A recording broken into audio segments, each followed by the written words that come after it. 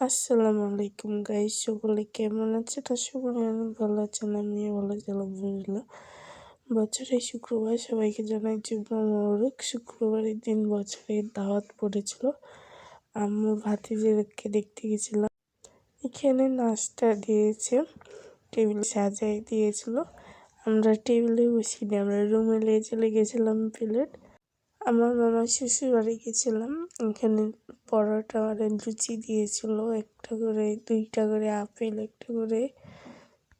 একটা করে কমলা, সুজি আর মিষ্টি দিয়েছিল। এখানে দুই বোন চেঞ্জ করে দিলাম।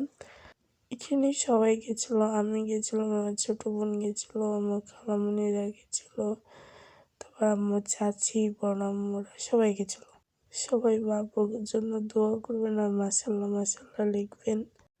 ছোট বাবু তার ছোট ফুপ্পির কাছে আছে, বড় ফুপ্পিটা যায়নি, আমার আম্মু যায়নি। সবাইকে বলছি সবাই মাশাল্লাহ বলবেন, বাবুকে দেখে আর দোয়া করবেন। আমার ভিডিওটা দেখতে কেমন লাগে অবশ্যই কমেন্টে জানাবেন, লাইক কমেন্ট শেয়ার করতে ভুলবেন না। তারপরে দুপুরে খেতে দিয়েছিল পোলাও, ডিম, শসা, গরুর মাংস, মুরগির মাংস, তারপর ডাল। তারপর বিকালবেলা দিয়েছিল ঝাল খেতে। ঝালটা খেতে ভালো লাগছিল, দুপুরের খাবারটা খেতে ভালো লাগছিল। এটা গ্রাম সাইডে, তার জন্য সবুজ আর সবুজ, ওই সাইডে সর্ষের ফুল, এখান থেকে নামছিলাম। আর মাটির রাস্তা। এখন আমরা নৌকা পার হব এপার ওপার। আবারও বলছি, বাবুর জন্য সবাই দোয়া করবেন আর মাশাআল্লাহ বলবেন।